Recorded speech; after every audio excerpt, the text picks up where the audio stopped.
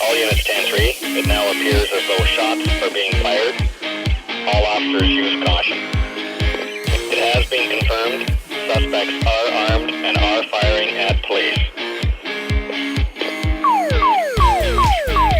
6-0 on the air. North Mexico Signal 10. Building fire. Headquarters. North Mexico Fire Department. 1000 North Broadway. North Park Drive in North Albany. Multiple explosions coming from 661. Unable to get any ambulance, any rig out except the 667. Automatically go to a third alarm. Welcome to Scanner School. My name is Phil Lichtenberger, and this podcast is here to teach you everything to know about the scanner radio hobby. This week's session is an audio-only podcast for those of you who take in the podcast on YouTube.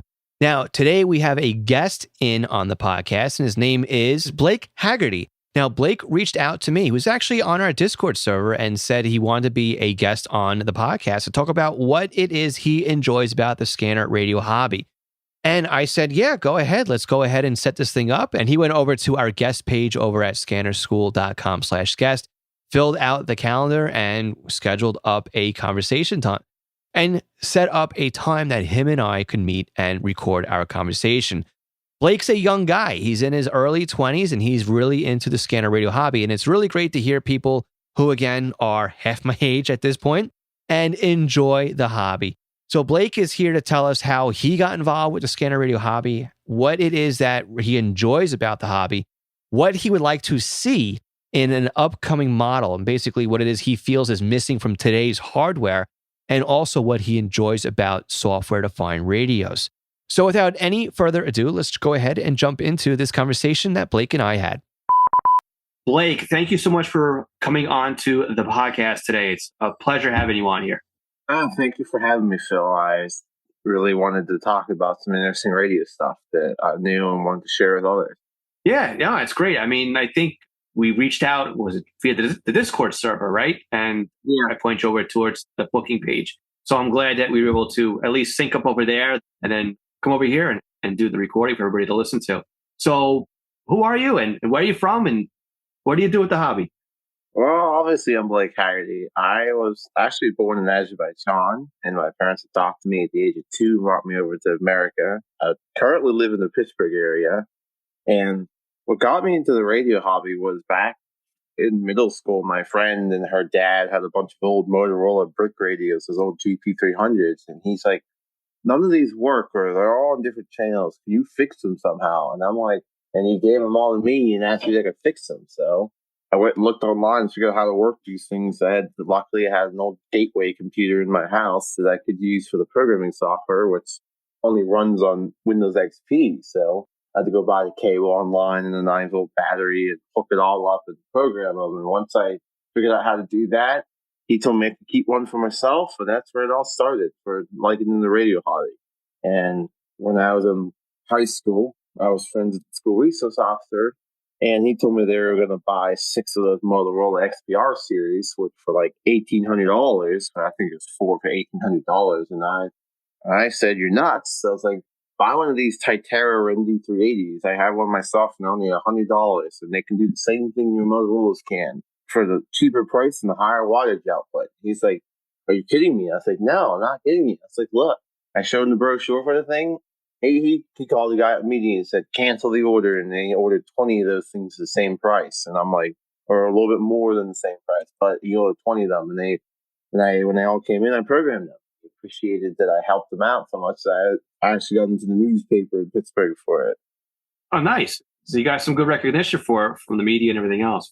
Congratulations on that one. It's always good when you find yourself getting some positive feedback from the community and for helping out, and always good to cut out that paper and put it on your wall, right? Oh, yeah, I did. Believe me, I put it on the refrigerator. I cut that thing right out, and I went and got it laminated. I actually nice. Sold the laminated for me. And they said, "Sure, we'll do it." Great. You helped us. We'll help you with an easy job. So you got quite a bit of experience in radios then, as far as from a young age, right? You've set up a couple for a family friend. You've set up a couple for the school, mostly on the two-way side in the programming. So what led you down, though, the path of going into scanning? That originally started when my grandpa gave me his old Bearcat 50 channel, 800 megahertz scanner. I don't forget the name of it, but that's a classic. Okay. And I used to sit there and listen to the Bethel Park where I'm from, the police department there, because they're still analog. To this day, they're still analog, and I'm very thankful. But back in the day, what got me into scanning was all because of Pat gave me that radio. And then when I wanted to listen to the school district and the buses, and I'm thinking to myself, why can't I hear the school district? Why do I just hear weird noises on it? And that was a time I had no idea what digital modulation was. And I happened to ask around about it, and I looked online, and I'm like, what in the world is color code? What is talk groups? I said, what is this? Why can't my old 90s Bearcat pick it up? And that's where it all started. Honestly, it was because I wanted to hear my school district buses complain about traffic, honestly. That's what I wanted to do. Because I had an old bus driver, and she was my friend. She used to drive me on the minibus all the time in grade school. And I hear on the radio to this day complaining about traffic and basic complaint, and it's always entertaining. Right. It's funny you bring that up because that is one of the things that I like to listen to on the radio as well. And in fact, my daughter, who's going to be turning 9 pretty soon here, she's the same way. I was listening to the buses in the morning, and she's like, what are you listening to? And I'm like, oh, they're picking up the buses, the kids. And the next morning, she's like, can we listen to the buses again? Can we hear them again? Can we hear them again? And it's one of those things I enjoy listening to because my police are encrypted, right? So you don't get that layer of knowing what's going on. But I like listening to the districts and the buses because you get kind of like real feel for how the road conditions are in the morning. So much so, like, it's not even just the main roads, but you get an idea for some of the side streets and the secondary roads and whatnot. And of course, it's just fun to hear these people complain all the time. Oh, yeah, it absolutely is. There's a lot going on in some of these systems. And what I've noticed too is there's a school district out here that operates their own DMR trunk system. So they have not only the buses are on their DMR system, but they have a couple of other school groups that are on there. But they also have a frequency they've dedicated and set aside that operates as a LRRP channel, or it's all the GPS data. So all the GPS data, yeah. And you can see every single bus in their fleet for their district. They have their own bus fleet. And you can see where every bus is, what the headings are, what the current speed is, and everything else that's going on with that bus. Now your daughter can really ask, where's the bus at? And you can actually tell her where the bus is at. Yeah. But again, the school buses shouldn't be discounted as like, oh, it's just getting kids to school. I mean, there's an entertainment value on there, and not to make light of anybody's job. Because I know, again, I wouldn't want to wake up at 4:00 in the morning to go to the bus depot to go pick up some kids that don't want to go where they want to go, right? Yeah. At 5:00 or 6:00 in the morning. I give these people credit, right? There's actually, they're doing a service and it's a job, right? But it is good listening on our end as well. So our school district is the same way with multiple talkers, but it's on the conventional frequency. But they had the maintenance channel. And the fun thing about the maintenance channel is I get to hear when they cancel school before they called the house. Because they say it over there on the maintenance channel that, okay, guys, there's not going to be any school today, so make sure you get all the sidewalks salted up. And I'm thinking, Mom, there's no school today. She's like, we didn't get the call. It's like, you just said it over the radio, Mom, and the maintenance guys don't lie. Right. And she just looks at me. She's like, quit celebrating. I'm like, it's snow. Why not? That's what happened. But I hear them cancel school over on the maintenance channel, and I'm like, it's nice to know that ahead of time. And I go and text my friend, I'm like, there's no school today. She's like, how do you know? I'm like, I heard it on the radio. I mean, it's got to start somewhere, right? And there is a good place for that one. So it sounds good because at least the maintenance by you is repeated so you can hear it from your home, right? Where it's not like it's... it's on the repeater. They all are. Yeah. A lot of these are simplex based, or they're an FRS or the GMRS channels and stuff like that. That's where a lot of districts operate too. So for you to be able to hear it, that's good. It sounds like so far from what we've discussed about in the last 10 minutes or so, right, is that you have an analog PD, which is non-encrypted. So a lot of people right there are like, okay, I don't have that. The whole entire city of Pittsburgh's analog. Oh, nice. The entire city PD, the county PD, they still have P25 TAC channels, but they don't use it much. But okay, everything, all dispatch and all the fire, EMS, absolutely everything in Pittsburgh is all analog. So the little BC 125 will work great in Pittsburgh. Nice. And you listen to a lot of that down in that where you are as well, or no? Yep. I'll have some of my two-way radios on like the county PD, then I'll have one that scans the zone to the Pittsburgh PD. So then I hear what goes on. It's just, and our news channel actually broadcasts. Our actual local news broadcasts like their news on 455.35, so I could actually hear the behind the scenes of the news and hear the news on my little scanner. So it's kind of cool not having to turn TV on. Yep, exactly. Yeah, a lot of big cities actually have that. It's the IFB links or it's a studio link so that the reporters out in the field when they do their live shots and whatnot, they can get to hear and listen to and know when the cues are coming in and everything else. So it's here, because I can hear the New York City stuff too. There's quite a few of those that happen here. And you want to get one step further than that too. You may actually find out, if you scan around some of the UHF bands, you may find out some studio links from, say, FM broadcast channels, from the studio link from where their studio is to where the actual tower is. And there's a link for that as well. Okay, that's why I picked up music radio on some odd frequency bands. I picked up some in Erie, Pennsylvania, and like some weird frequencies that weren't even in the FM band. So I was so confused, and that kind of makes some sense now. That or my radio is just being stupid. No. And in fact, you may hear quite a bit of that kind of stuff as well. So let's break through. You've got a couple scanners that you're actually using, a couple of radios. What do you have in your arsenal? What are you using right now for hardware?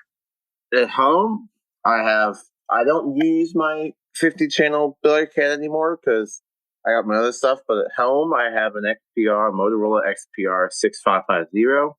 I actually programmed a Capacity Plus system in there that I found that was not on radio reference, so I could hear what's going on in there.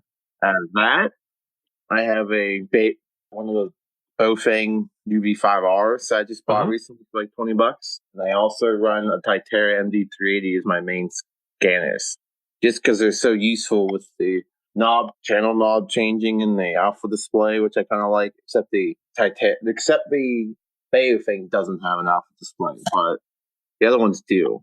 But that's what I mainly use two-way radios as a scanner. I picked up an SDS 100 recently, just for up in Erie, PA. But mainly at home, I just run a conventional two-way radios because they work great for reception and stuff. So the batteries on the two-way radios, they last forever. Like you can run it for 2 days straight and they don't die. Well, they're made a little bit different, right? So that's exactly why. Right. They're better than those proprietary scanner packs, I got to say. Right. But it sounds like from what you were saying before too, right? I mean, using some of these radios, they make perfect sense by you. Everything's mostly analog, some DMR, right? And then the SDS 200 you're using to monitor what? Oh, the 100, I use it to monitor Erie County's next generation radio system, their little trunk system up in Erie for the public safety. Gotcha. Because it's convenient and it works great. All right. So you got a pile of radios. Sounds like you mostly favor two-way radios. And again, there's a lot of people out there that do favor those when they come to scanning. And there's nothing wrong with that, just as long as you're aware of the fact that if you're caught with a two-way radio, somebody may look at it and say, it's not a scanner. Why do you have a radio like what we have? And that could always open up a can of worms. So for that matter, I really like having scanners because there's no transmit at all. I click the receive only button on all my channels because it makes it easy. Right. But I'm saying if somebody else were to come up to you, it's kind of an argument you're going to have with them. But as long as you program it fine and you get it set up right, then you can always say, hey, look, no, it doesn't transmit. See, I hit the transmit button. But there's a lot going on here. So what is it? I mean, there's got to be something about scanning, right? Or scanner radios that is pushing you away from scanners and into the commercial radio side of things. So is there something that you're just not getting out of there that you're looking for? The price is one of them. I wanted the XPR was the same one our schools had at my school district. So I just wanted something I was familiar with. And it was and I got that thing for $90 on eBay. Someone just really wanted to get rid of what they had. And it works great and there's nothing wrong with it. It was supposed to be worth like $250. The guy just sold it on eBay for $90. He just wanted to get rid of it. So getting a DMR was a little bit cheaper than actually buying a DMR radio. So I just went by the price and convenience at the time. Because at the time, I didn't want to pay $400 for a digital scanner when I could buy a DMR radio for $100 and do the same thing. And a lot of times in my own area, I knew all the frequencies, so I didn't sit there and I didn't like scanning on two-way radios because I'd always hear the audio cut out when it attempted to see if something else was going on. So I have multiple radios just parked on different frequencies, so that I didn't have to worry about it missing a frequency, because I've had scanners miss a transmission because it didn't catch it in time. So I would just have them sitting on different frequencies and not touch them, so that I know I'm not going to miss anything. Right. And again, that's one of the reasons, right, that a lot of people, when they get into the hobby, they start grabbing 2 or 3 radios. And that's also, too, like I say, too, the Baofeng has a great place for that as well. If you're going to want to have a secondary radio or a third radio that just monitors a analog channel for $25, $30, a Baofeng can certainly allow you to do that. But my question was more the fact that, is there a feature or something that's missing out of the scanners that's pushing you into commercial radios? I mean, what is it that is getting you out of scanning and into the commercial lines? For the feature requests from my radios, neither of the two-way radios or the scanners have this, but the biggest feature thing I wanted on the scanner would be a waterfall display like on the SDR, in a touchscreen. So you could have a portable SDR you could walk around with, not have to lug a laptop around. I'm not familiar with Raspberry Pi, so I'd rather have a scanner that you could actually use your finger and scroll across the whole frequency band and just see what you can see. Because I like SDRs because you can see bigger of what's going on around you than just seeing one frequency on the display. That's really the biggest thing I want is you need a whistler to come out with a scanner that has a waterfall display so you can see what's going on around you. Gotcha. That would be something that would be neat to see. So definitely, because that's why I like the SDRs, because hey, I don't see anything on this frequency, but I can see the whole 20 megahertz each direction of what's going on near me, so that I can know, hey, there's something here. Let me just click here and see what I'm listening to. The sound scanner, you only have one spot to see, so you can't tell if there's something that's transmitting a half a megahertz away from you, because you only see one number on the screen, which is where I think they got to do some improvements. Right. And you know what? That's an interesting thing, though. My head's moving right now. I'm thinking about different things because I actually just finished up another podcast and recording before I spoke with you. And one of them was a feature request list on something. And I completely did not think about what you just brought up. And I'm going to add this to my list, to be honest with you. But I think that looking at the SDS 100 and the SDS 200, I don't think we're ever going to see a waterfall display in there. But I think the scanners would be completely capable of doing that because they are software-defined scanners, right? SDS, software-defined scanner, software-defined radio. And we know that's how they operate because they're operating on simulcast, and that's what's under the hood there. But I think that if we had our scanner, say like a Home Patrol that was touchscreen and had the display, a larger display that we typically see on there, that would be cool to have. Although the Home Patrol is not really a handheld or portable unit, I think it would be a good frame for that type of radio. But the other thing that you could think of is, and I understand where you're going with this, you want a scanner, right? You want a physical scanner that operates like a scanner, but also give you the ability to have the waterfall in there. And that's why I'm leaning towards like a software upgrade or a feature upgrade to the SDS 100, the SDS 200, or something to come along with another platform or hardware that would feature that.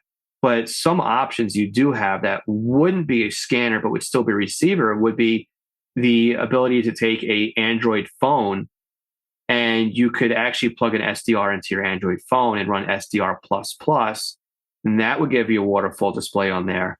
You could do the same thing with an Android tablet. And then if you wanted an actual piece of hardware to be able to do that.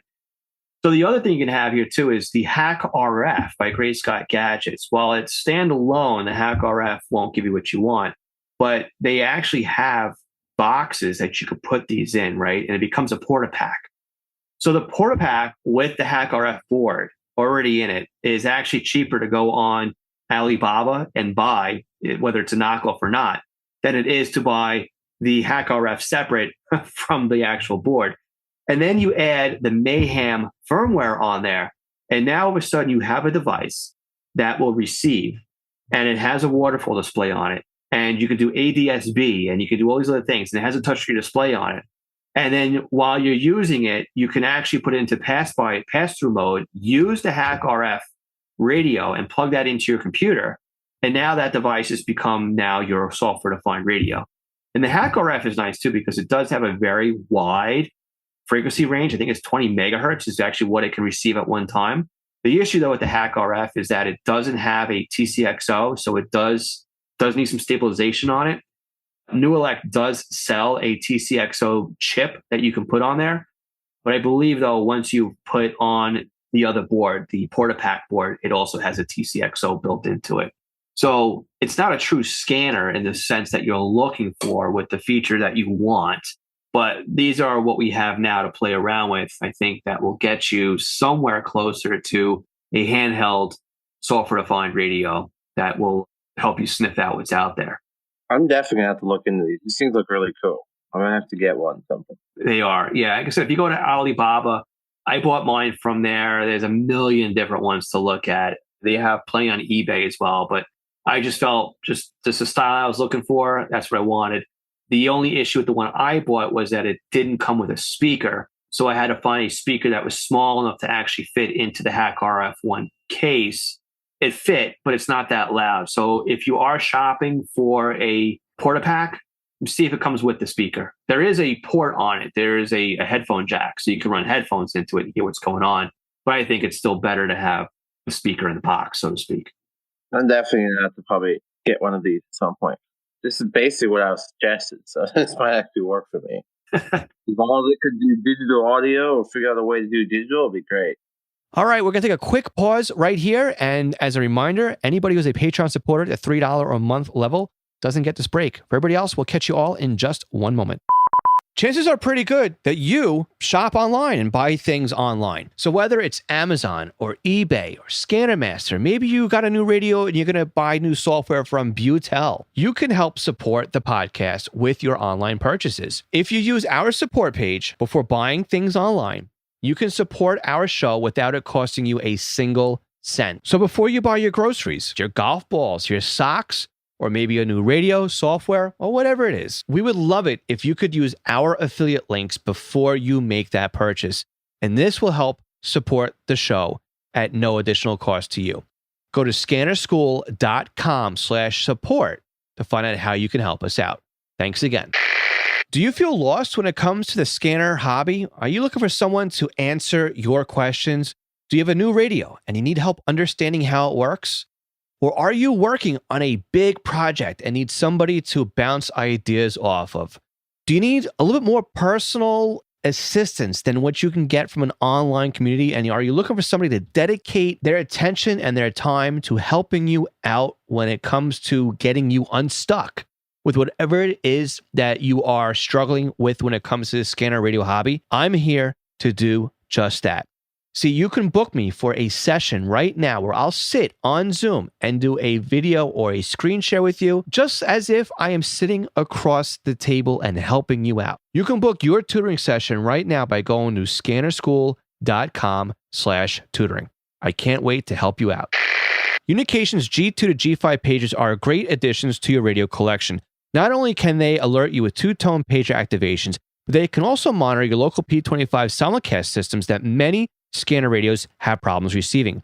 And of course, many of our Scanner School listeners are happily using their Unication pagers to scan their local trunk systems. How do I know? Because they've reached out to tell me. My company, East Coast Pagers, is an authorized Unication, Swissphone, and Apollo pager dealer. We not only support departments and agencies, but also the home hobby user as well. Find us online at eastcoastpagers.com. Right. And it's not going to do it out of the box. That's the thing, right? It's not going to pass P25 or DMR out of the box. But again, it is a Hack RF1 board. You can plug it into your computer just like a regular software-defined radio, because it is a software-defined radio. And then you'd be able to use it with whatever piece of software you're trying to run on that end. So it's a compromise. You're still going to need a laptop to do DMR, but to get the waterfall display, you can either use something like this. Like I said, you can use your phone with SDR++, or even an Android tablet. And I specifically bought an Android tablet just to run a portable SDR. So I hear exactly what you're saying about a wish list for that. And I think it's a good idea. Exactly. Cool. Is there anything else that's on a feature request list that you wish that you'd see? Not really, because the other ones I've thought about, like talking back to you and stuff like that, I think you've mentioned in previous podcasts. So I would bring it up, but I know you've already talked about it, like keypads that read your inputs back to you and stuff like that. So otherwise, I think that's mainly the big one, was the being able to, because like I never use the scan function on these things. Like when you go up and down spectrum. I never use them because it's so unreliable because you just have to be lucky enough for someone to be transmitting when you hit that frequency. Yes. That's why I prefer SDR, because you can just see, hey, someone's transmitting. Let me hurry up and jump right to it. Yep. And that's the beauty of the software-defined radio, right? It's the ability for you to find and see things live. And when you look at a lot of the ham radio gear that's out there now, especially when it comes to HF radios, these high-end HF radios, a lot of them are software-defined radio based, and they do have waterfalls on the display. So while you're tuned with center frequency, you can see all of the activity around you. So if you're trying to make contacts, if you're trying to work a contest, if you're trying to see whatever's going on, you can see all of the other carriers, whether they're voice, digital, or if they're CW, and then you can tune to that next carrier or the next operator that you want to work. So it is making its way into the hobby. It's more prevalent in the amateur radio world right now, not in the handheld world, in the desktop world. I mean, the high-end the high-end desktop radio world. But there is exactly what it is that you want to do with this, exactly people in the amateur radio world are doing with it right now. So I think if this would definitely be a doable wish list item for somebody to make, I think. But again, you've got to create that scanner around it. So if nobody has that yet, then that'd be cool to see something from you, and at least as an upgrade or something like that. So Very cool. So what is it? I mean, we've talked about software-defined radios, and I know you're into software-defined radios.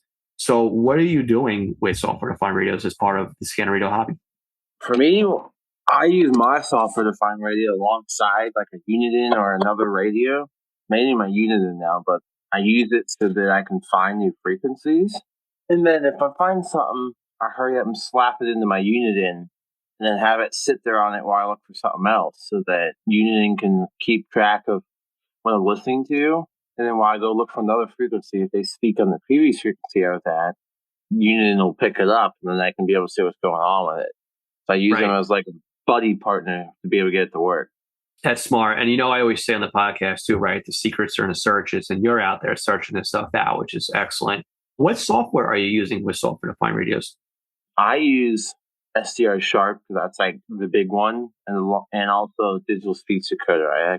I bought the Fastlane version because I wanted a little bit more features.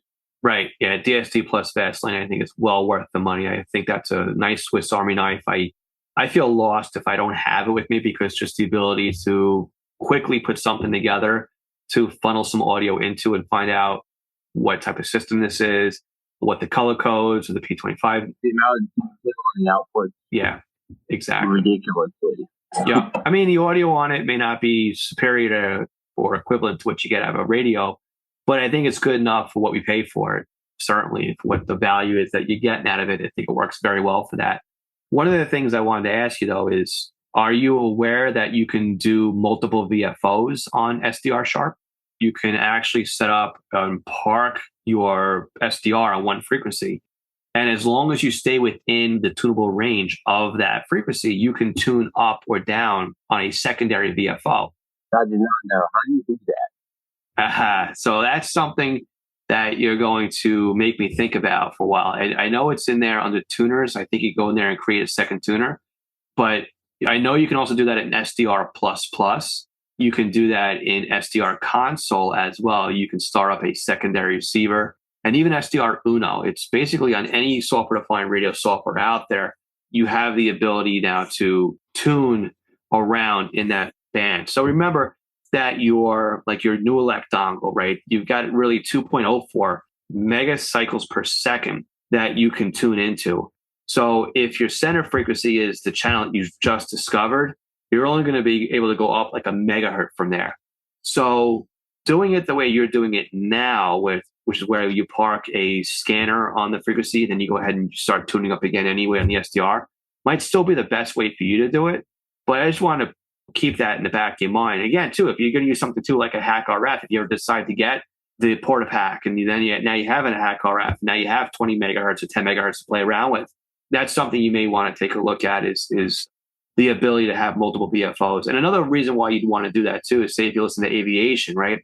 There's a lot of stuff going on in the aviation band. A lot of frequencies are just bouncing around. If you ever put your SDR on the aviation band, you'll notice there's a lot of spikes, there's a lot of transmission, and they're very quick. And if you go ahead and you tune to a channel, it's gone by the time you tune to it. And then there's more stuff going on. So if you can plot and print out or park multiple VFOs on one SDR, now all of a sudden you got multiple transmissions coming in at the same time with one piece of hardware. So it's something to look into. I think you'll enjoy it. I'm definitely going to look into it after this podcast, honestly. I think that's something I'm going to honestly enjoy, especially with digital transmissions, hearing both at once. Yeah, well, that's different, though. So it works really well with the analog stuff. But when it comes to digital, DSD Plus still only allows you to use one SDR for one dedicated role. So you won't be able to split up that. You'll be able to do it with like a 2-time slot talk group, right? So if you're on a voice channel and it's 2-time slots, you'll be able to monitor that with DSD Plus because you're on one frequency. But if you want to do multiple frequencies on digital, then yeah, you're still going to need to route the signal in through, say, SDR sharp and then into DSD Plus, which is, again, a pain when it comes to the virtual audio cables. But there's other software out there too, like SDR Trunk and also Unitrunker. I use SDR Trunk. Yeah, SDR Trunk may be right up your alley too, because you can put multiple different narrowband FM channels in there, multiple DMR channels in there as standard conventional channels or even as trunk systems. And you can use multiple VFOs on a single SDR as well with that software. So that'll allow you to go that route with the digital route. And again, DMR and P25 right there in SDR Trunk. So I see a plugin for SDR about multiple VFOs. So yeah, that's something to take a look at. So what else are you doing with the SDRs? It sounds like you're using that kind of as like your eyeballs, so to speak, right? It's the visual side of listening, right? Is what you're using the SDRs for. That's basically that. And honestly, when it comes to like, just sometimes there's, for example, here's something that, so I have programmed into my SDS 100 is the hospital near me, the St. Vincent and Erie. There's the security channel, which is DMR. But here's what I like about SDR more than scanners is the amount of info it's going to give you. Because, for example, on that channel, when they sometimes talk on that frequency, I'm getting LARP data, even though there's no GPS coordinates. It's just other things that says LARP on DSD Plus that like your SDS 100 doesn't tell you, which is kind of sad. Especially on the Erie's trunk system, I can see every time someone turns their radio on, it'll tell me affiliation and stuff like that. But yet your SDS 100 won't tell you that stuff, which is actually something else that I should bring up as a feature list is that give me more information. I was like, SDR Sharp and all DSD Plus can tell me all kinds of cool things about the system. But yet my SDS 100 only really just tells me whether someone's talking or not. Exactly. And again, you have to look at the different markets for that. For a lot of people, that would just really be an overkill. But any radio that's receiving, right, is getting that information and it's using it internally for its thing. And it's not just the SDS 100. I mean, any scanner radio going back that was listened to any trunk system going back, the BC, I don't know, I'd say the BC 780 days, right? I mean, there was no way for that to spit the information out on the screen. But you're right, though, with the new scanners, with the SDS 100 and the SDS 200, with the type of displays they have, I think that there's a lot of information out there. You're not getting the registrations, the rejects, and whatnot like that. But that would be something that maybe people would pay for, right? When we have the Home Patrol Extreme upgrades that you can get on the HP1 and the HP2, maybe that is something that could be included in the SDS 100 and the SDS 200, the ability to unlock that. And that may be a pretty cool feature request as well. But again, a lot of that stuff goes by so fast on that screen. It's kind of crazy to look at that. So. Well, it's like I paid so much money for the radio. Why not give me more features with it? Right. And again, it may not have because it's not a consumer feature. It's such an advanced feature. But you have the ability, though, with the software-defined radios to be able to do that. And you're right. There's a lot of information that comes over the air that because we have a software-defined radio that we're able to see that. And we were able to see that information, too, a lot earlier, too, when we had discriminator tap scanners, right? When we used to do that back in the days and feed the discriminated audio into our sound cards, and we would play back or listen to or sniff out the audio when it came to using software like Trunker 88 and eTrunker and Unitrunker in the early days of Unitrunker, Pro 96 Com. And of course, there's some other software out there we won't mention that allowed you to take some data streams and see what's happening on the data packets. But there's a lot of different things out there that was pre-SDR that we still needed a computer in order to take that data and see on the screen what was happening. So there's a different level, right? There's a different level of consumer that is using the data the way we're using it, right? It's not the average user is happy listening to the scanner and not seeing all this stuff, right? There's a certain level that you get to when it comes to how immersed you get into the data. There's a lot of guys out there that like the bells and the whistles and the turning of the screws and seeing how things operate and getting under the hood and looking at the code and the data. And I think to do that, right, you've got to have a big screen. You got to have it on a computer because there's no way you're going to see all those data that comes across a tiny screen on your scanner. But I get what you're saying. 100% get what you're saying with that one. Exactly. It's like the more the better. If you don't want it, turn it off. If you do like it, enjoy it. Right. And the other thing that might happen, though, too, the scanner just may not have the horsepower to spit that information out. So that could be also something to consider. Yeah. So, Blake, is there anything else you want to bring up and talk about today while you're on the podcast? Not that I can think of. Just for anyone who's never used an SDR radio, I highly recommend getting one because of the amount of power you can get out of those things for only like $30. It's like ridiculous because pretty much every software you want to get for it's free. Like you don't have to pay for DSC Fastlane, but well, actually, you do. DSD Plus, you don't have to pay for it. DSD Plus Fastlane, you do. I mean, like you don't have to get it if you don't want it. Exactly. Yes. I mean, yes. Like yeah, I understand. Free, okay. Yeah. I've been running a regular DSD until about 2 weeks ago. Ever since I've had that thing, and then I finally decided, screw it, let me get Fastlane and see what it is. And I was just blown away by all the features that are newer on it because that public version 1.01's never been updated for since 2018. So right, exactly. And there's a reason for that too, right? All the resources, and they're still working on Fastlane. It's always coming out with updates, so I like it. One of my go-to pieces of software. It's well worth it. So yeah, software-defined radios for the win, obviously. And then I really do think too, right? Software-defined radios is going to be the future of the scanner radio hobby. So whether or not you're going to embrace it now or embrace it later, you don't need to embrace it now in the form that it's in because we have software-defined radios now in our SDS 100 and the SDS 200. But it's going to be, I think, the way that radios are evolving and becoming, and we're going to see more of this kind of stuff under the hood of our scanner radios. Yeah, so to say they're definitely worth the money if you ever get one. They're definitely worth it. Yep, absolutely. All right, Blake. Well, again, this podcast episode was your idea. I want to thank you for, first of all, being part of the community and being on Discord and most importantly, coming on the podcast and sharing your story today and everything else you've done for your community and just the feature request list. I think that was a great topic that we talked about. And even how you use software-defined radios to enhance your scanner radio hobby. I think, again, we can't speak highly enough about software-defined radios. And I think that if more people were to get into it, I think that more people would understand a little bit more and find out it's not so scary. I mean, it really is an interesting side of being part of the hobby. Yeah, definitely. And I only knew about it because a fireman at a football game at my high school told me about it when I asked him how to listen to the school district. That's how I got in the SDR, honestly. So he told me about it, and that's where it started. There you go. Very cool. So the song was only $20. Yeah, I mean they're not that much more than that now, anyway. But again, word of mouth, right? I mean, it's great that somebody was able local to help you out with that too and steer you in the right direction. And again, you'll never know, in the community who's there to help you out. So, Blake, again, thank you so much for being on the podcast today, and thanks for having this conversation with us today. I appreciate it. No problems, and I hope to come back again. Yeah, hope to have you back. I can talk about the two-way radio side of things. That's the next thing I want to bring up is about how I use my two-way radios, what I find different about them and stuff like that. So I probably will talk about that next. Sounds good. Appreciate it. Thanks again.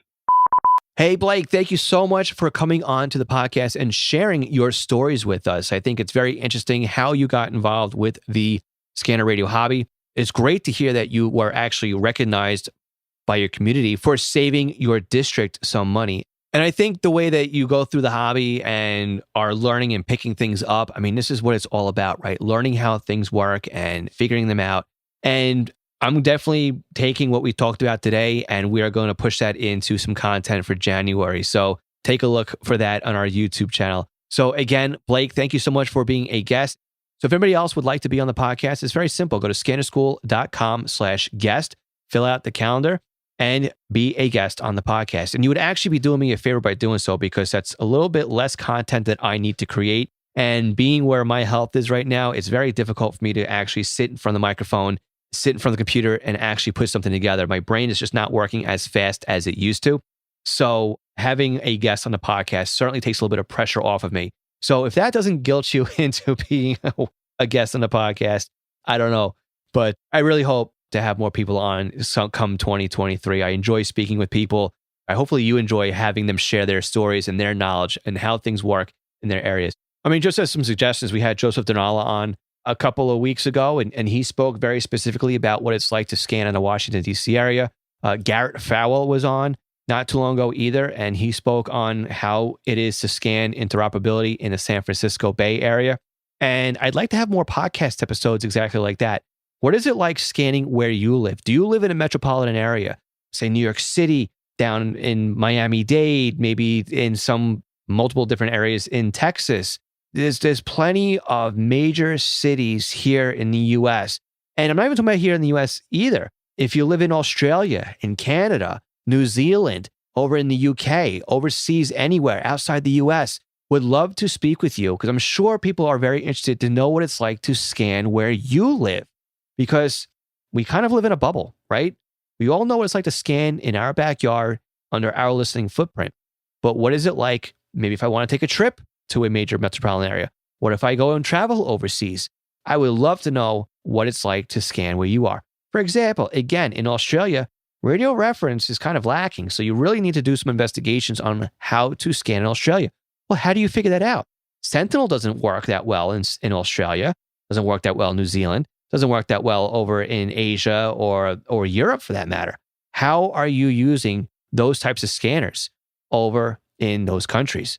I'm sure we have plenty of listeners that would be very interested in knowing how difficult it is to set up your scanner, to find information, and to what we take for granted here in the US when it comes to setting up our radios. Just some suggestions. I'm inviting you on the podcast because I enjoy speaking with you and would love to be able to have that conversation here on the podcast. Video is optional, by the way. I'd love to have this as a video podcast, but again, completely up to you and optional. So don't let that hold you back either. So with that, I'm going to say thank you so much for listening to this week's podcast. Blake, thank you for being a guest, and we'll catch you all again next week. Before we wrap up this week's podcast, I want to take a minute here to thank all of our Patreon supporters. Alan Gonzalez, Arthur Altrack, Arthur Heron, Bill Kay, Bob Robs, Bob Middleton, Brandon Sammons, Brian King, Chris Paris, Craig Harper, Dan, Dave Dombrowski, David Pasco, David C., David Kunsneski, Denny Crotty, Dylan Hyder, Ed Walsh, Edward Bramlett, Glenn Dabos, Glenn Wright, Greg Johnson, Guy Lee, I Hate Junk Mail, Jack Haycock, Jacques Berry, Jake Jacobson, James Broxson, James Felling, Jay Reed, Jeff Block, Jeff Chapman, Jeff McLeod, Jeff Waldrop, Jenny Taylor, Jim B., Jim Heinrich, Joe Curtis, Joe P., John Cordoff, John Keel, John Sweeney, John Sheldon, John Derby, John Goldenberg, Joshua Robb, Ken Newberry, Kenneth Fowler, Kevin Zwicky, Lenny Bauer, Les Stevenson, Lloyd R., Mark Beebe, Michael Gorman, Michael Kroger, Michael Meadows, Mike Lopez, Mike Piltz, Nicholas Stenger, Paul Teal, Raymond Hill, Rich Palomari, Ronnie Box, Sal Marandola, Scott Lefgren, Terry Wright, Tim Mazza, TJ, Todd Glendy, and William Arcand.